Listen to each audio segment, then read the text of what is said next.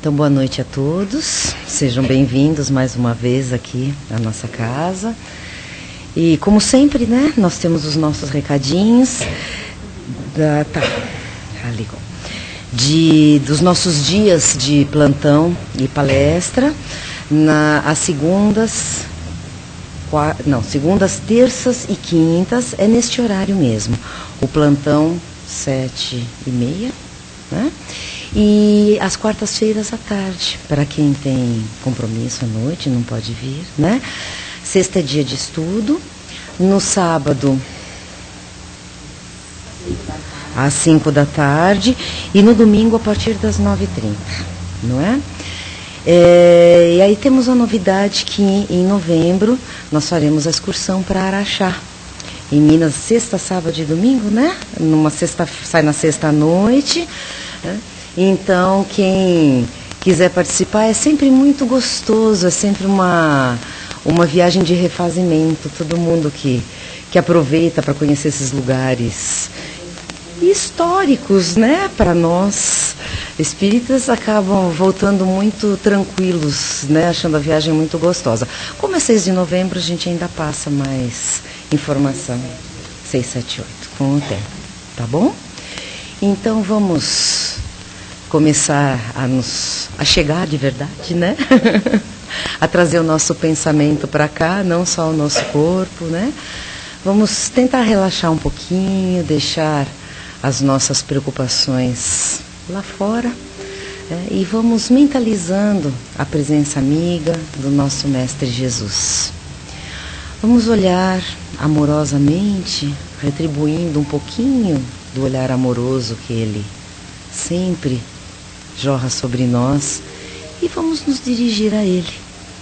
Amado Mestre, agradecemos por esta bendita oportunidade de podermos estar aqui, reunidos mais uma vez em Teu nome.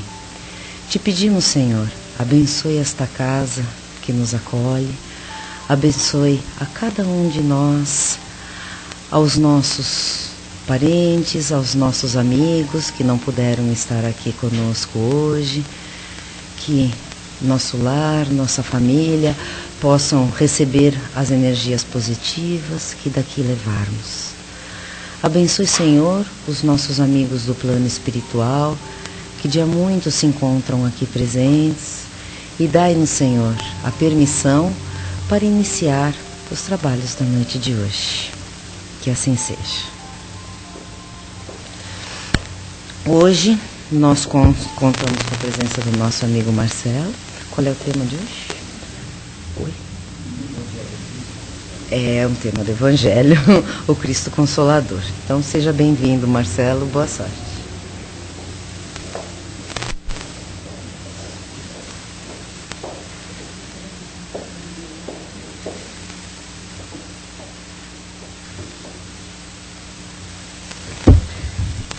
Boa noite.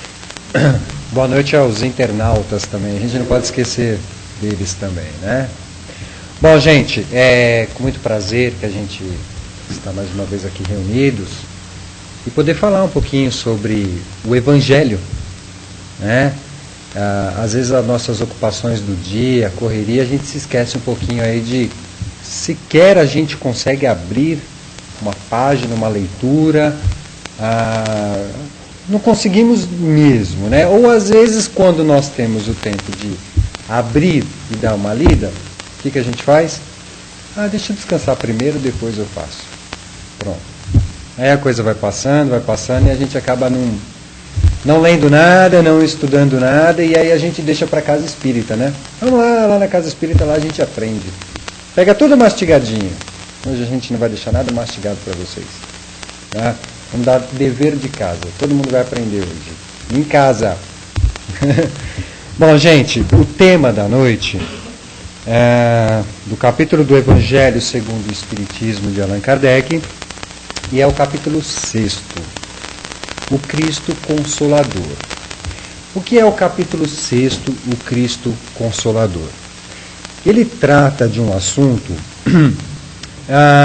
no qual o Espiritismo seria o grande consolador.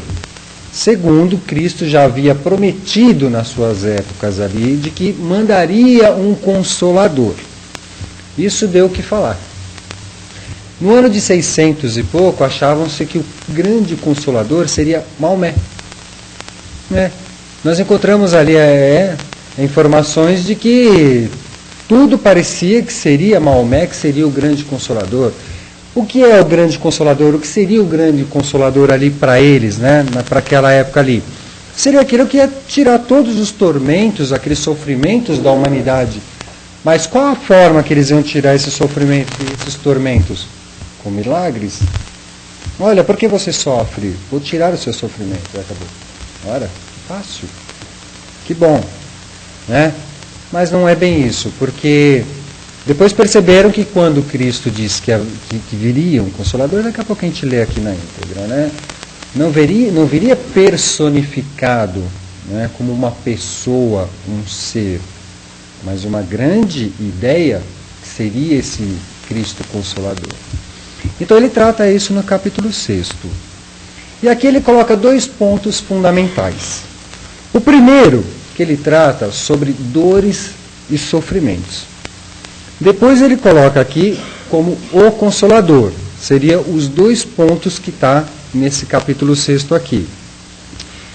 E depois faz um comentário aqui chamado o Espírito de Verdade. Ele é que faz os comentários em relação ao tema. O que seria esse Espírito de Verdade? Quando se vocês chegarem em casa hoje com a lição de casa, que já estão aí, e lerem, dá todo o entender de que seria o próprio Jesus fazendo comentário a respeito do tema. Aí as pessoas já ficam, poxa vida, Jesus?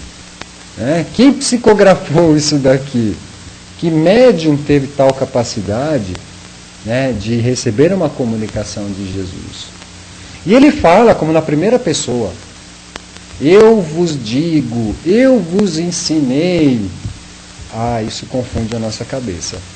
Dá até aquela coisa, realmente Jesus estava ali. Mas na ideia que é colocada aqui, os espíritos que passaram essa mensagem como espírito de verdade, que tem ele diz de verdade, eles trazem a ideia de Jesus. Então eles dizem como se fosse na primeira pessoa, que seria, olha, é isso mesmo. Eu vos digo, era a ideia que Jesus está querendo vos passar. Por isso que eles deixam nessa primeira pessoa. Por que a gente está falando isso? Porque às vezes o mau entendimento causa confusões. E como é o tema e a lição da noite, Caetano? A gente tem que desmembrar para que quando a gente entender, fala, poxa vida, está explicadinho ali, então não era o próprio Jesus. Senão a gente vai ficar confuso, vai querer sair nos dirigentes espíritas, era ele mesmo? Poxa vida, a não ser que tivesse um médium ali de evidência, olha... Aliás, também não ia conseguir, gente, tal a luz. Não ia ter como, Os 2 pontos que ele trata aqui. Deixa eu só ler esses 2 trechinhos aqui, depois a gente vai desmembrando aí. Sofrimento. Por que ele falava sobre o jugo leve?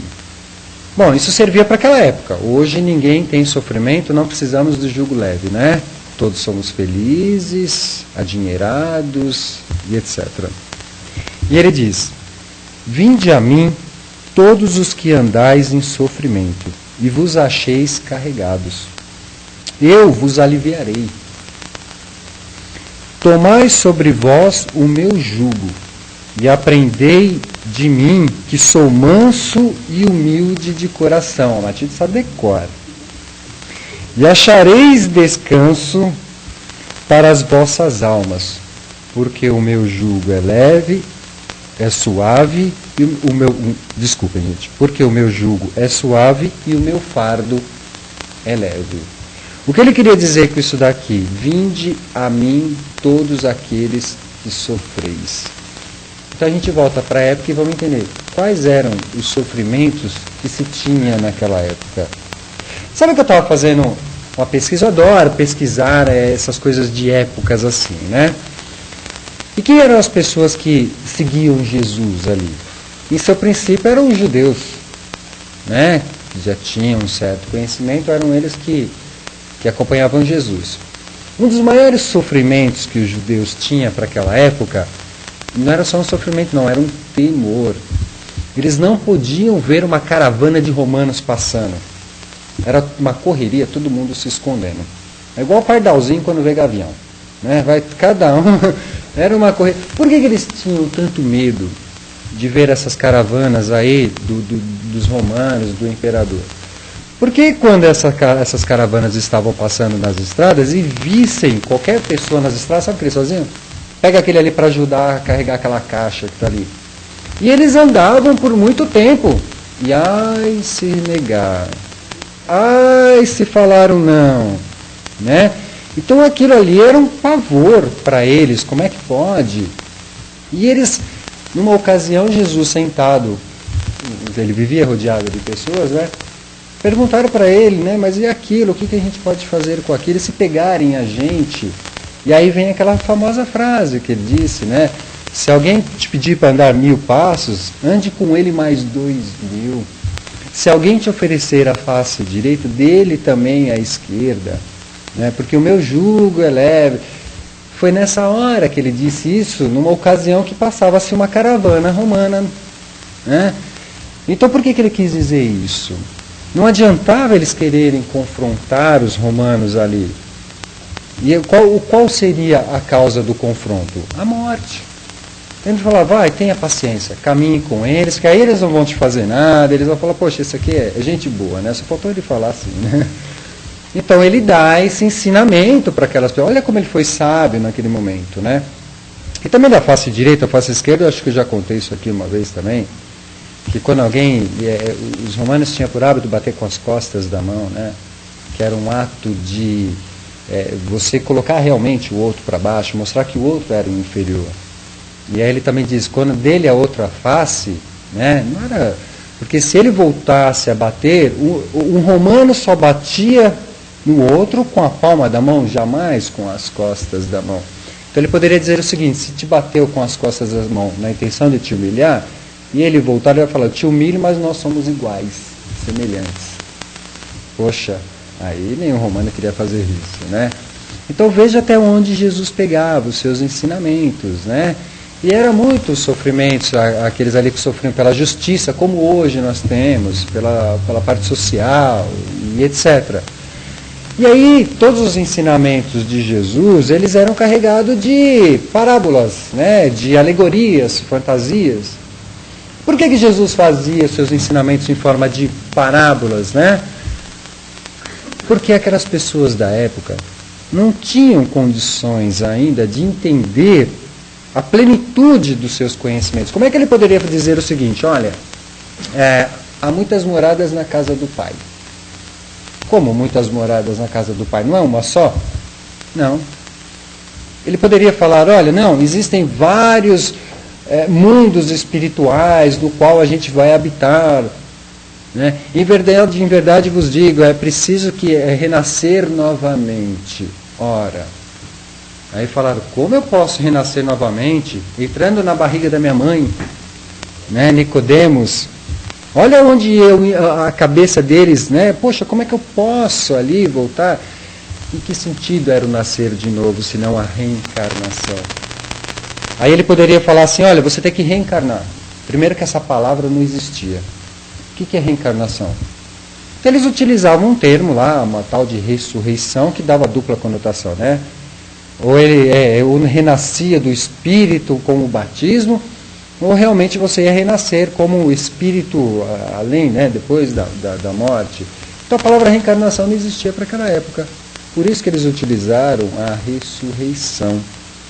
E aí qual era o conhecimento deles? Poderia se falar tudo naquela época? Não dava, né? Hoje nós estamos mais adiantados. Dá para falar tudo mesmo assim?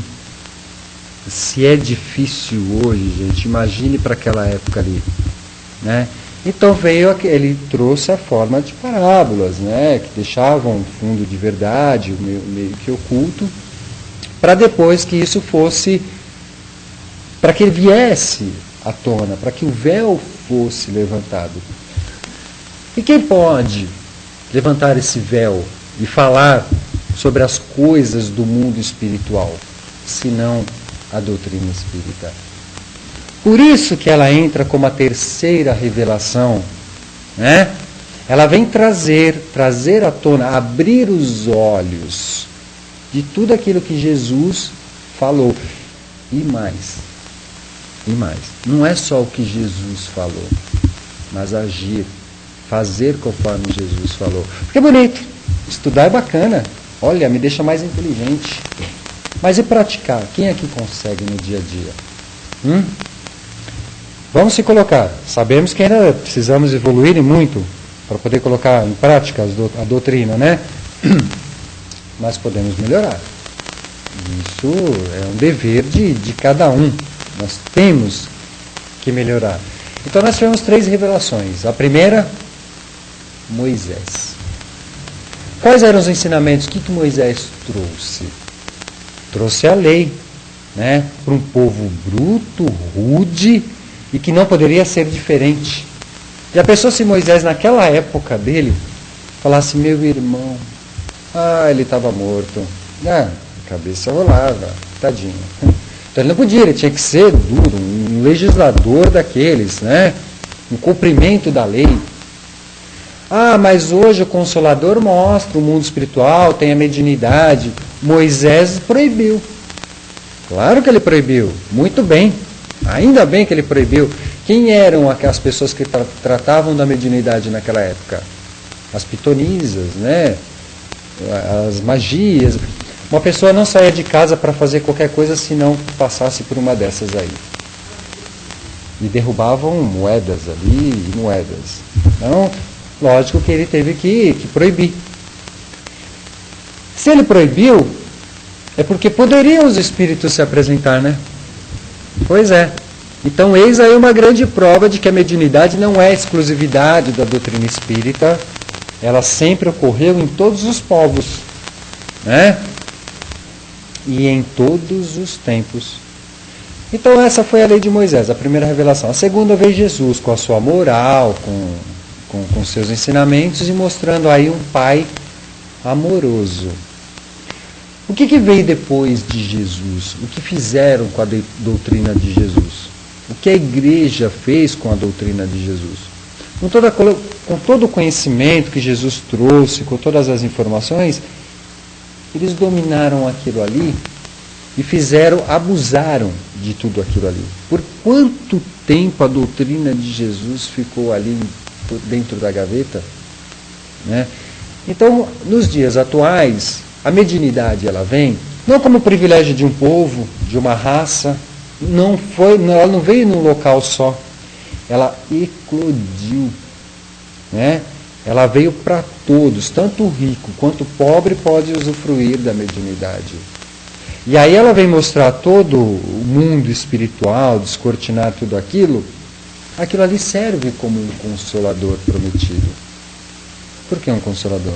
O que é um consolador? Ora, é aquele que consola. Em que sentido a doutrina consola? Já pensou uma mãe que perde um filho e no seu desespero, morreu, foi para onde? Foi para o nada. Isso é torturante, não é verdade?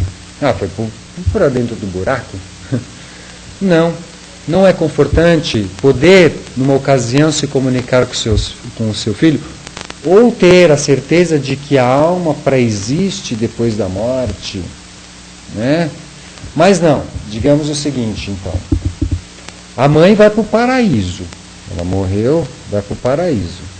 O filho não. O filho era danado, né? Ele vai lá para o lugarzinho pior.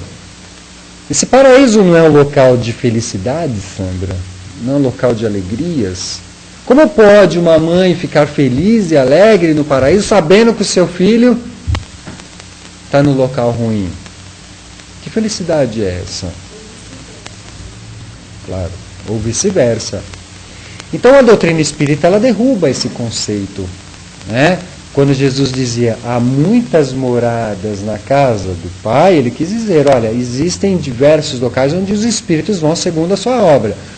Porém, todos nós vamos evoluir e vamos nos encontrar novamente. Ufa, Ainda bem. Mas o que eu faço para conquistar isso daí então? A palavra é correta. O que eu faço? Tem que fazer. Tem que trabalhar, tem que se modificar, a reforma íntima e etc. Né? Então, nesse sentido, a gente entende o Consolador prometido. Né? Ele diz aqui, ó, bem-aventurados os aflitos, porque eles serão consolados. Então, todos aqueles que sofrem serão consolados quando se apoiam na doutrina do Cristo. Como sofrer? Ser feliz sofrendo?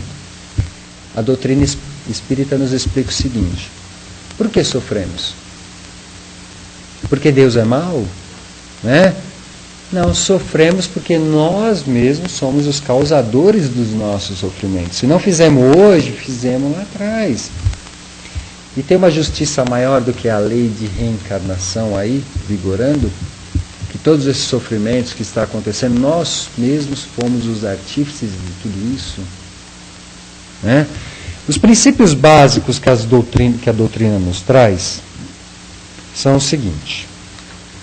Antes, deixa eu contar aqui de João, antes de entrar nos 5 fundamentos da doutrina.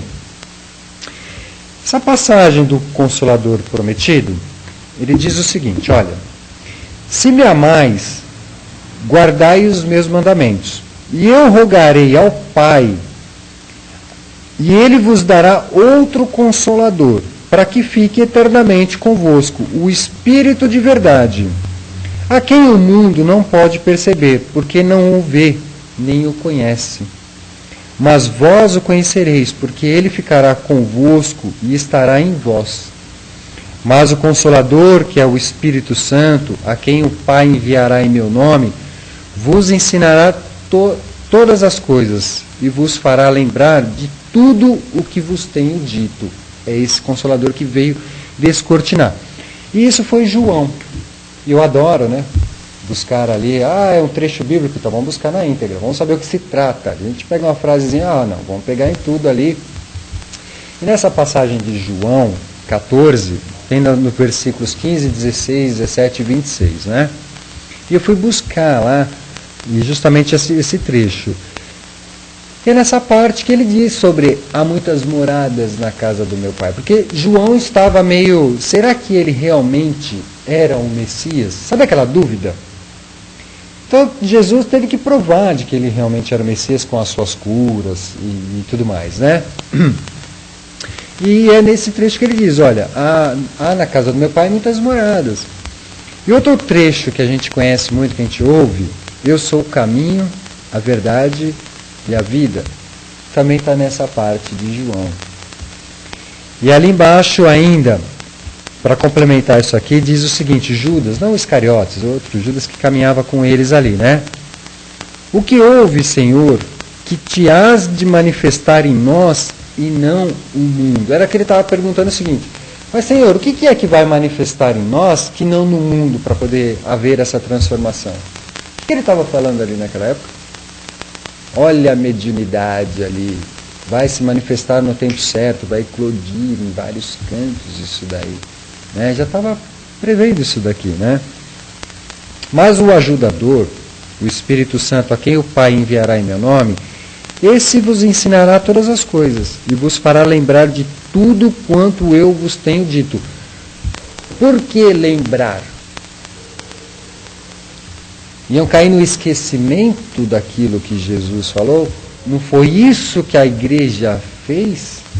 Não abafou os conhecimentos que Jesus tinha passado? Então tinha alguma coisa que tinha que relembrar o que Jesus tinha ensinado, né? Isso já foi previsto nessa passagem de João, né? E quais são os princípios básicos que o Espiritismo traz, então, para poder ser um consolador? Existência do Espírito e sua sobrevivência após a morte. É um consolo isso? Já pensou, Caetano, morrer e acabar? Já que a vida é uma só, morreu, acabou, vamos aproveitá-la, né? Se todos pensassem assim, como seria o mundo, gente? né? Não seria uma anarquia? Um querendo engolir o outro? Pois é. Pois é. E essa sobrevivência também após a morte, quantas doutrinas também não apresentam o seguinte: olha, a gente vai morrer, a gente vai dormir, um sono ali. Então eu vou aproveitar enquanto estou acordado, porque eu vou dormir muito tempo, é melhor aproveitar tudo agora, né? E também se entrega num frenesi maluco aí da vida, né? Outro ponto: comunicabilidade e relacionamento entre vivos e mortos. Eu não quero saber de morto aqui batendo na minha porta, não. Já pensou? Mas olha que oportunidade, né? Que coisa boa que isso acontece, como nós falamos da mãe e do filho, né? Que não seria uma grande prova para a gente realmente acreditar na vida além da vida? Não seria um consolo isso tudo aí? Enquanto outras doutrinas tentam abafar isso, a doutrina espírita vem revelar isso daí, que é uma ótima coisa. Por que querem abafar isso daí, né? Evolução progressiva, outro ponto. Ora, isso é um consolo? Claro que é um consolo, né? O espírito foi feito para evoluir, sempre. Esse é o princípio básico. Outras religiões apresentam uma outra forma. Por exemplo, fala baixo que essa palavra não pode falar, é feio. Lúcifer, né? Ou coisa ruim. Por que ele procura fazer o mal o tempo todo? Olha a ideia, ele era um anjo de luz, perfeito. Por um ciúmes, ele decaiu. Trabalha até hoje para o mal, né? Que ódio tão grande. Ele não era perfeito? Como ele evoluiu, então? Como é que ele pôde regredir de uma tal forma? A doutrina espírita é o contrário. Ela mostra que nós vamos sempre evoluir. Não há uma regressão. Até que nós chegamos a um estágio de anjos. Não esse anjo, tá, gente? Anjinho bonitinho. Todo mundo ali. Então, a doutrina ela é evolucionista, né? E outro ponto que é interessante também, ainda bem que ela é evolucionista, porque o que nós precisaríamos para alcançar o paraíso? Né? Moral, inteligência, como é que é? Uma única encarnação. Seríamos capazes de alcançar o tal paraíso, a felicidade plena? Não, gente, nós temos muito que aprender, né? Nós temos que o tempo todo ali estar trabalhando em nós mesmos para que a gente possa alcançar. E qual é a forma que a gente vai poder fazer isso? Já que uma única encarnação não dá, então aí entra o outro princípio. A reencarnação, bendita reencarnação, bendita, né?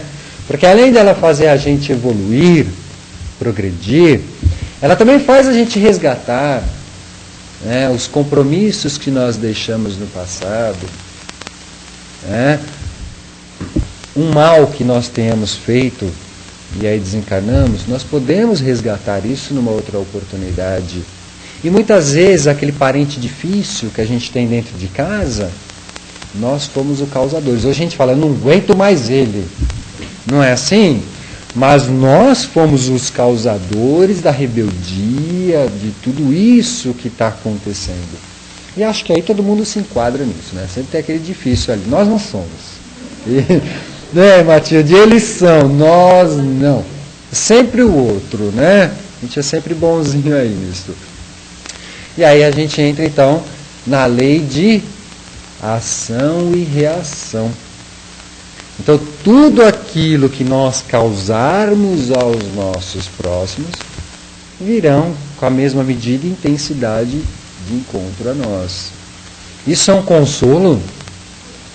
Olha, né? Porque eu vou aprender a não praticar o mal para o outro. E eu não praticando o mal para o outro, as coisas começam, de uma certa forma, a melhorar. O mundo passa a ser um pouco melhor. Aliás, hoje tantas guerras que a gente tem no mundo, incompreensíveis, como incompreensíveis, né? Ah, a Palestina, os judeus ali, por que eles fazem aquilo ali? Gente, sabe quanto tempo isso está durando? Não é de hoje não, viu? Não é dessa existência não, isso vem de... O orgulho, vejam quanto tempo o orgulho de um ser consegue, passa-se o tempo, né? E eles estão ali guerreando, brigando por uma terra, brigando por ideias. É o orgulho, é a palavra, é orgulho. O dia que eles puderem modificar esse seu orgulho, aquela região melhora. Né? Ainda bem que brasileiro não tem orgulho, né? Nós somos... Não, nem egoísmo, né? Eu, por exemplo, estou orgulhoso demais, meu Corinthians, viu? Estava demorando para falar, eu não resisto.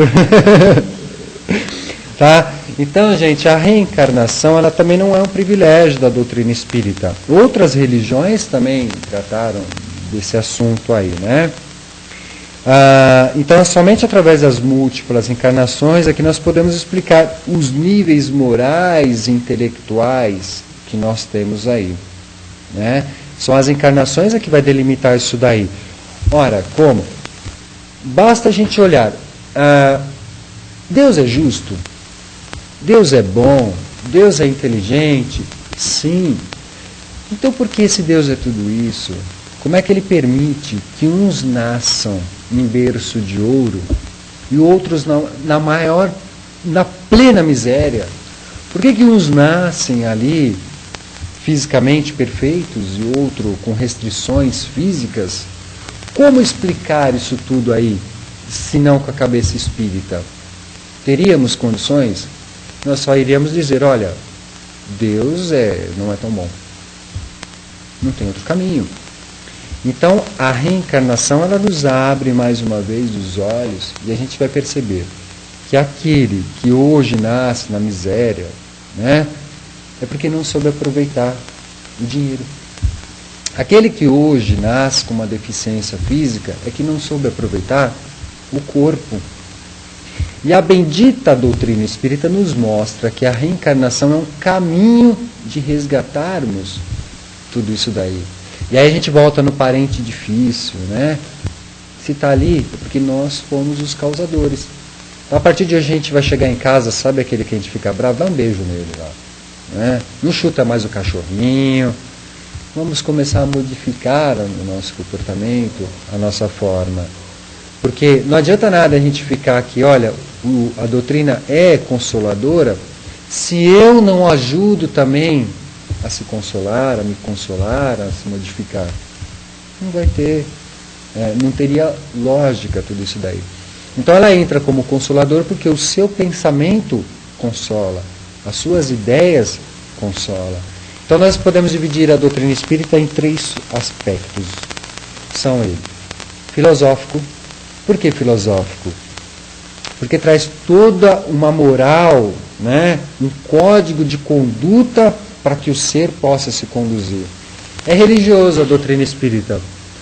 Por que ela é religiosa? Trata das coisas divinas, das coisas de Deus. E é científico.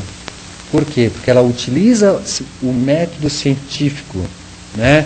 Do provar, do comprovar, do mexer, do remexer, para que as coisas realmente venham à tona. Então são os 3 princípios básicos aí. O nosso tempo correu, voou, digamos assim.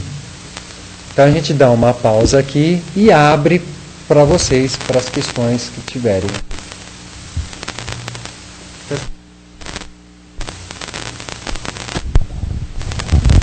Enquanto ele toma água e recupera o fôlego, se ele quiser fazer alguma colocação.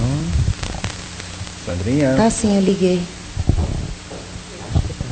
Né? Ou alguma pergunta. Agora é a hora.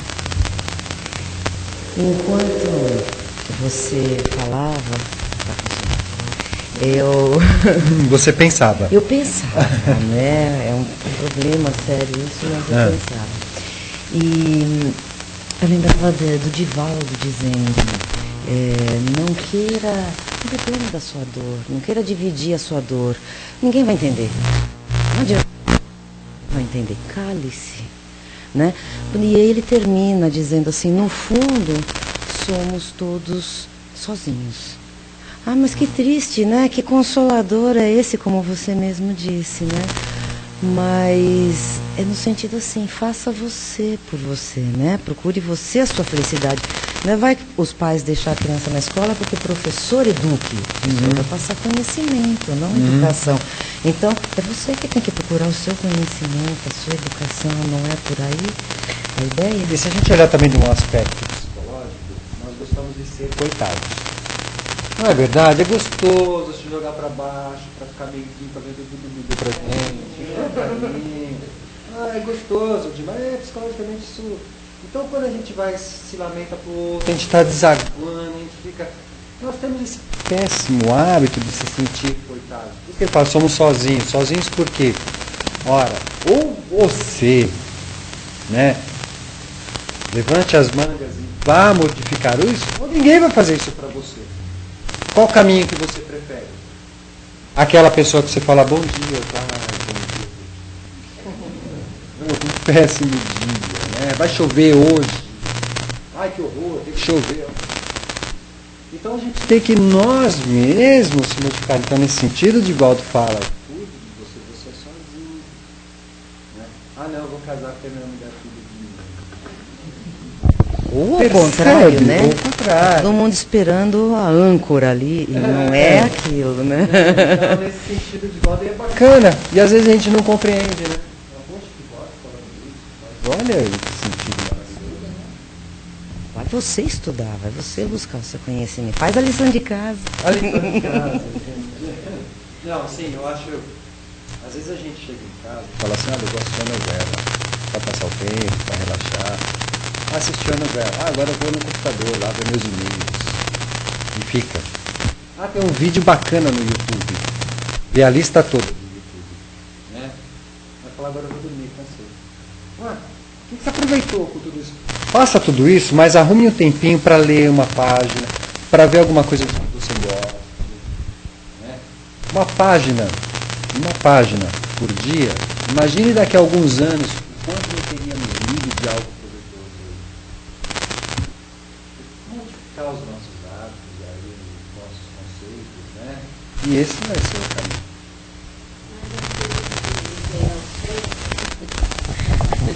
Aqueles que vêm ao centro falam assim, mas eu já vou lá no centro, já ouço, né? Já ouço tudo isso, então eu já sei. Por isso que eu abri com isso aqui, né? Querem mastigar, mas não, a gente tem que aprender. Eu falo que é mania de prêt-à-porter, né?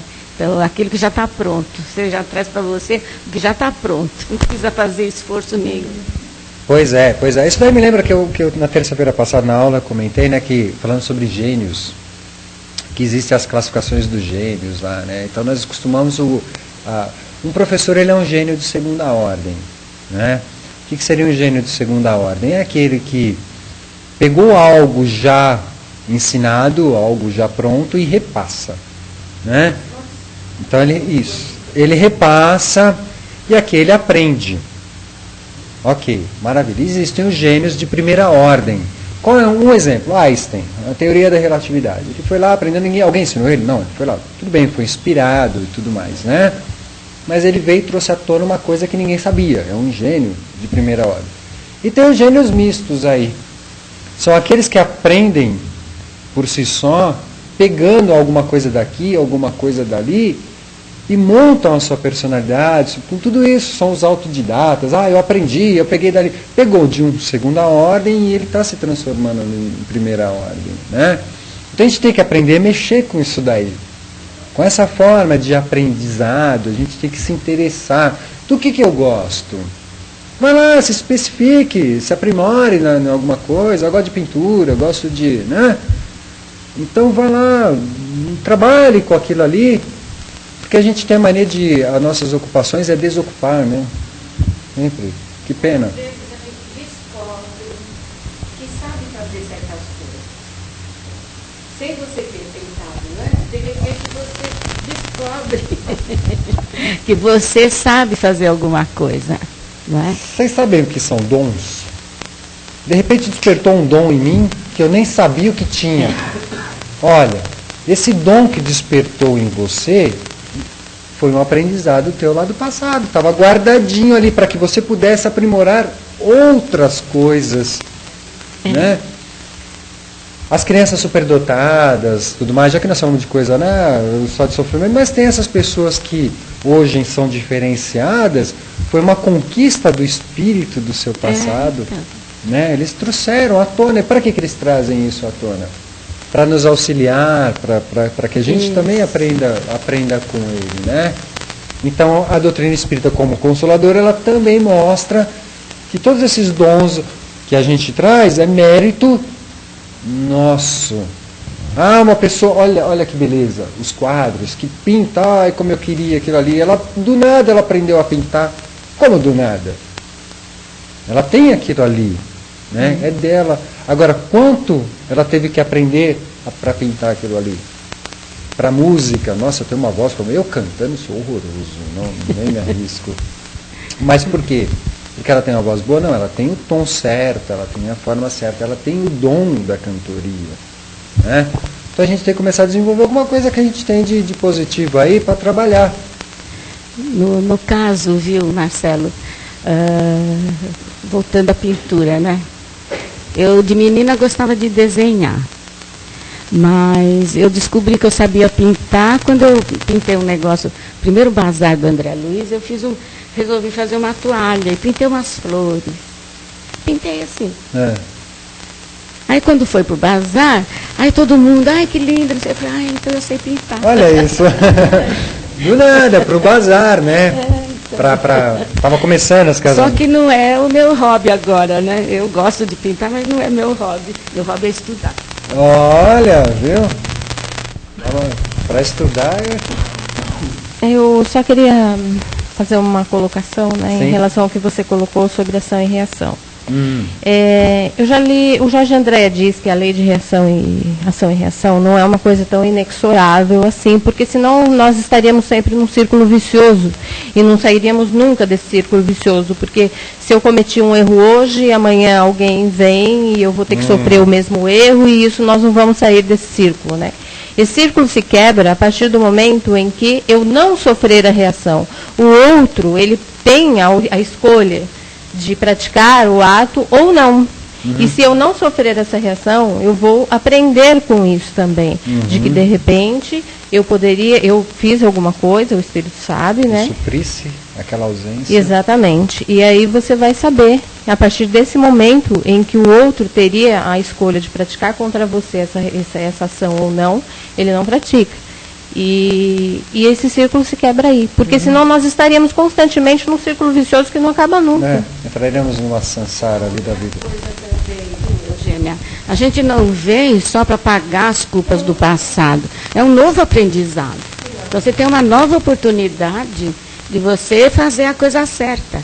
Não é só... Muita gente diz que a doutrina é sofredora, que faz a gente sofrer. Tem muita gente que pensa assim.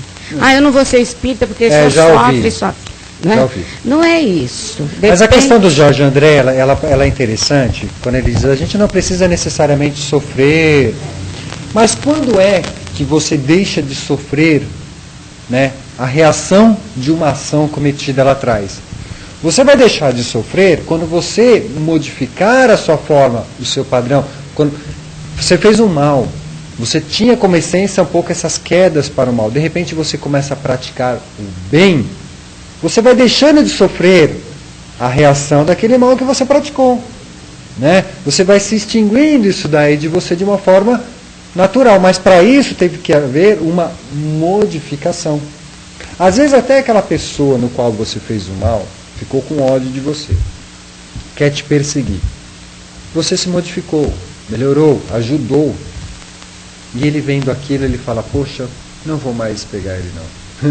Né? Ele está fazendo bem e tudo mais, acho que ele já aprendeu a lição.